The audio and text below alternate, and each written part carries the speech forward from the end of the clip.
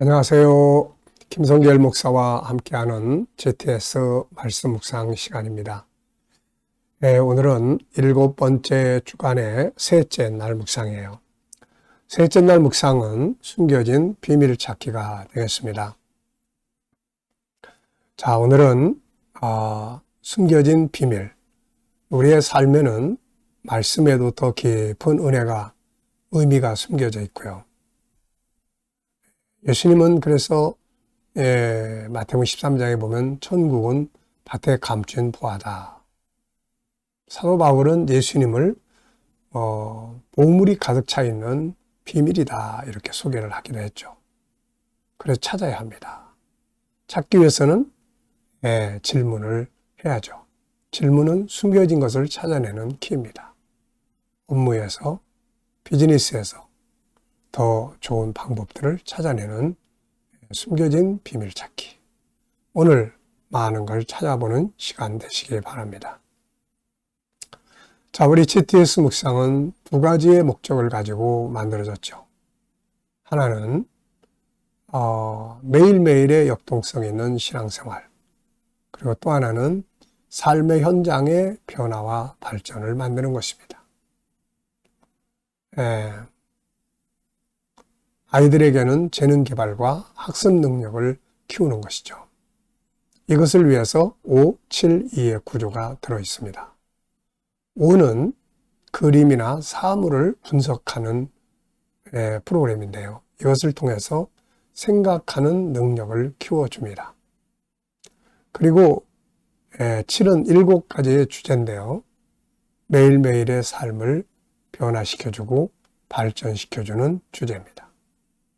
그냥 사는 것보다 이 주제에 한번 생각해보고 살면 더 좋은 발전을 만들어낼 수 있죠. 그리고 이 7가지 주제를 한꺼번에 모아서 사용을 하면은 우리의 삶을 점검하는 좋은 컨설팅의 도구가 되고요. 아이들에게는 독서 나눔과 학습 지도하는데 아주 좋은 방법이 됩니다. 2는 질문 만들기와 주님과 소통하고 영감 얻는 훈련이 되겠습니다. 5, 7, 2. 네. 자, 오늘도 그림 분석부터 하죠. 자, 이 그림은 예수님의 말씀을 순종했던 120명의 성도들이 한 장소에 모여서 열심히 기도하다가 성령의 충만함을 받는 바로 그런 그림입니다. 자, 이 그림을 보시면서 제목 하나 떠올려 보시고요. 의미들을 또 쭉 적어 보십시오. 저는 제목을 새로운 역사 이렇게 적어 봤고요. 새로운 역사, 의미는 성령의 임재는 새 시대를 열었다. 저희들은 새 마음을 받았고 새로운 길을 보게 되었습니다. 새 능력을 받았고 새 시대를 열게 되었죠. 성령의 임재는 참 모든 걸 다 바꿔놨습니다. 모든 걸 다. 이때 당시에 제자들, 예수님이 떠난 다음에 제자들은 세 가지의 어려운 문제 앞에 부딪혀 있었어요. 하나는 무엇을 해야 될 것인가? 유다 왕국을 건설하고자 했던 꿈은 깨졌고 그렇다면 이제 뭘 해야 되나? 예수님은 올라가셨고 그래서 사실 380명이나 되는 사람들이 떠난 거죠. 그래서 이런 방향성에 대한 혼란을 겪고 있었고 두 번째는 사회적인 분위기 때문에 두려움을 가지고 있었죠. 예수님을 못 박아 죽인 그런 상황이기 때문에. 세 번째는 120명이 하루하루 먹고 지내야 되는데 이 경제적 부분도 걱정거리였을 거예요. 그런데 이 세 가지를 한꺼번에 해결해 준 것이 성령의 임재였습니다. 성령의 임재는 새 시대를 만들어 준 거죠. 분석해 보겠습니다. 우선 제자들과 제자들의 무리들이 지금 제자들과 성도들이 모여 있고요. 위에서는 불같은 성령이 임재하고 있습니다. 집안의 여러 모습들이고요. 그리고 밖으로는, 창 밖으로는 구름과 하늘이 보입니다. 자, 보이지 않는 부분에 있는 것은 뭘까요? 자, 여기 있는 사람들은 어떤 사람들인가? 그리고 성령의 임재의 특징은 뭔가? 그리고 성령을 받은 사람들의 결과는 어떻게 되었는가? 이런 것들은 다 보이지 않는 부분들입니다. 그림에서 가장 중요한 것은 뭔가요? 예, 당연히 성령의 임재죠. 자, 연상법 훈련해 봅니다. 눈 감아 보시고요. 그림의 장면 한번 떠올려 보시죠. 예, 수를 헤아릴 수 없는 120명이라고 했으니까 120명의 사람들이 한 곳에 모여 있고 저 위로는 뭔가 붉은 것이 빛이 아래로 쫙 내려오는 내용이죠. 집안에 벽들이 보이고 창문도 보입니다. 자, 이 그림과 관계된 성경 말씀은 사도행전 2장에 있는 말씀이죠. 성령이 임재하는 다락방의 모습입니다. 그리고 이제 이 그림을 통해서 이 성령의 임재를 통해서 마침내 완성되는 게 요한계시록 7장 9절로 17절의 내용입니다.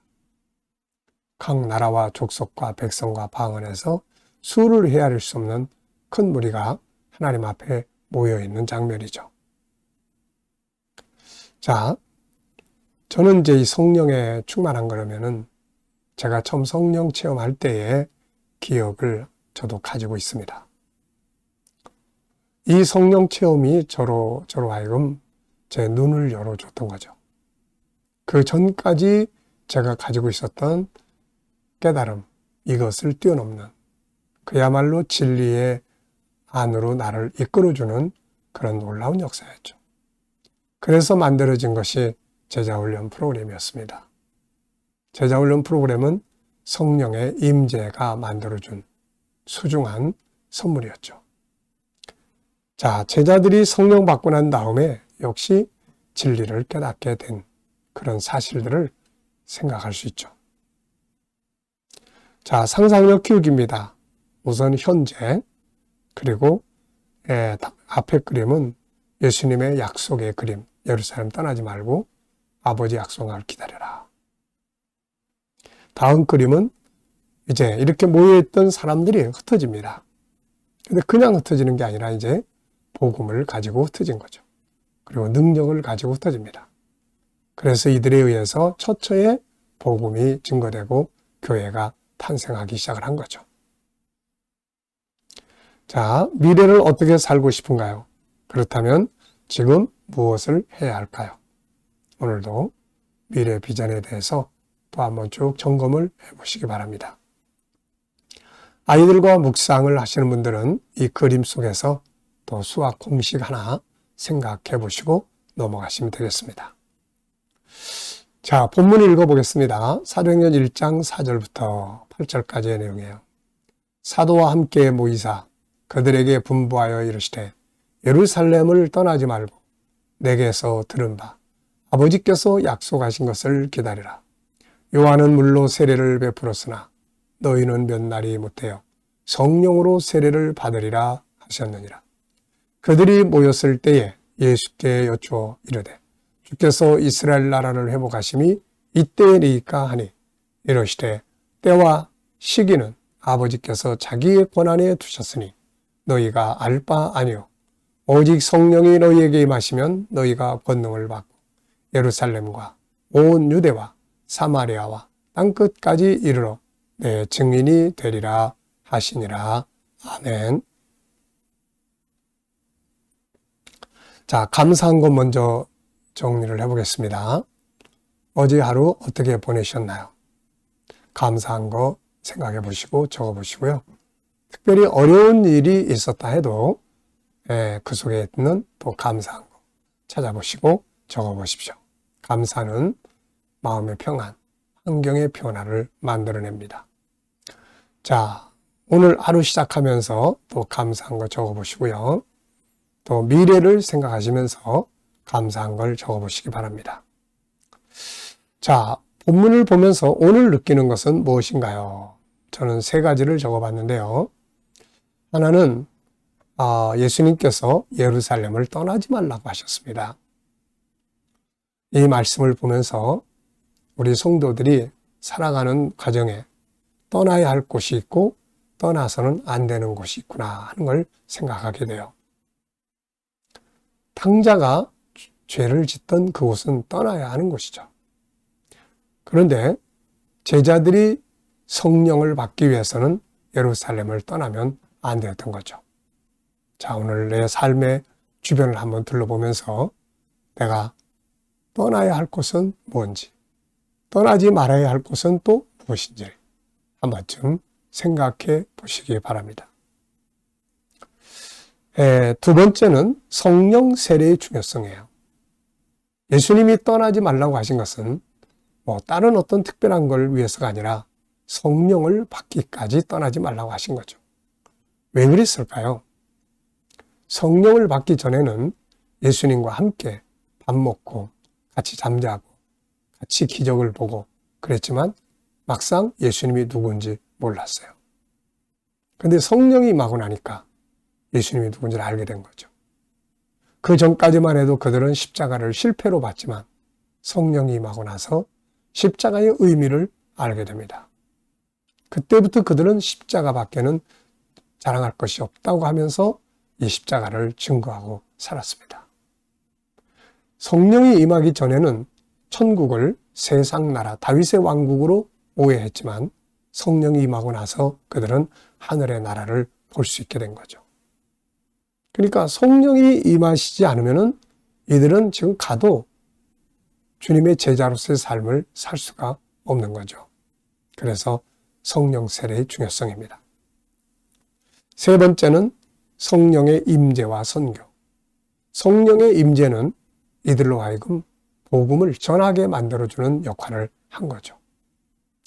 성령이 충만해지면 마음이 뜨겁고 그리고 전도하지 않을 수 없는 그런 아주 강력한 힘을 얻게 됩니다.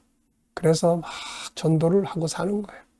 저도 처음에 성령 충만했을 때 버스 안에서 예수 믿으라고 외치고 전도하고 그러고 살았던 것들을 기억하게 됩니다. 성령의 임재는 강력하게 복음을 증거하게 만들어주죠. 두 번째입니다. 제자들이 마지막까지 구한 것은 무엇이었으며 문제는 무엇나요? 마지막까지 제자들이 구한 것은 이스라엘 회복이었어요.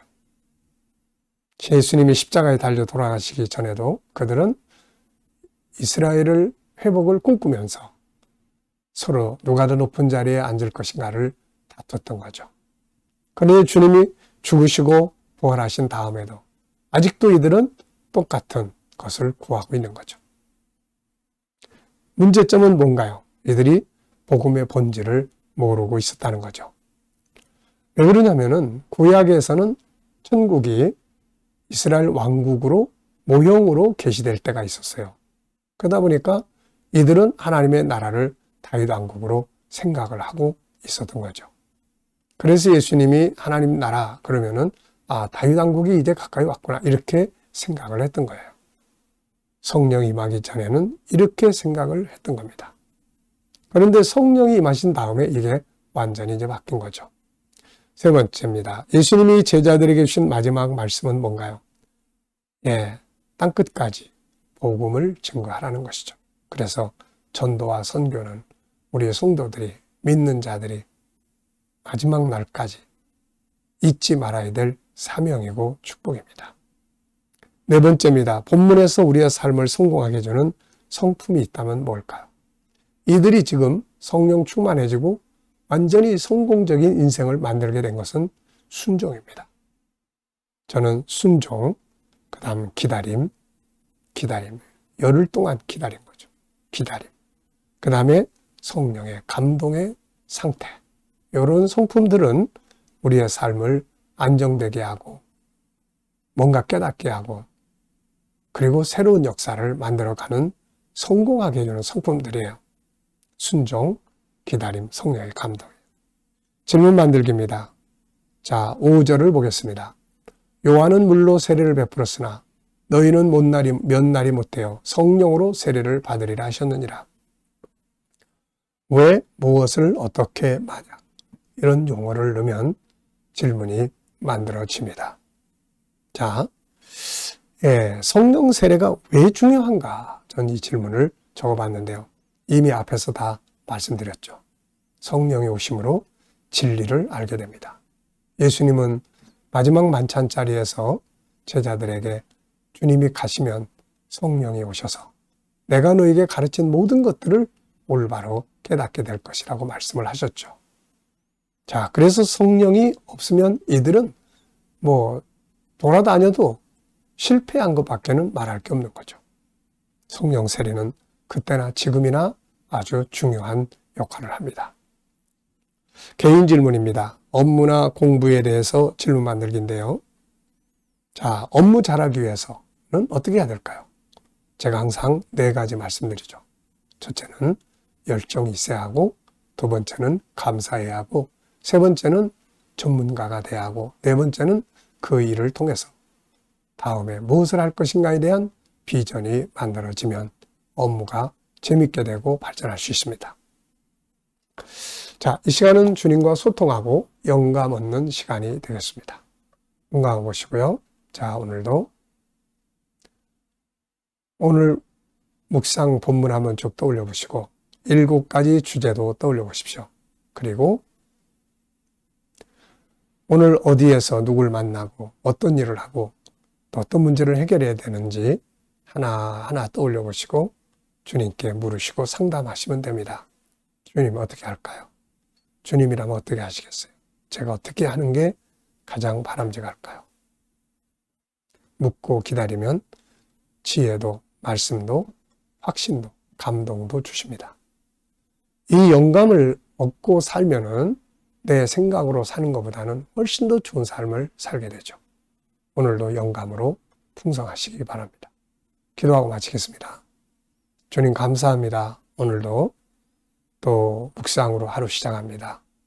함께하는 모든 이들의 가정, 직장, 사업장마다 형통하게 하시고 치료받는 교우들에게는 치유의 능력이 역사해 주시옵소서.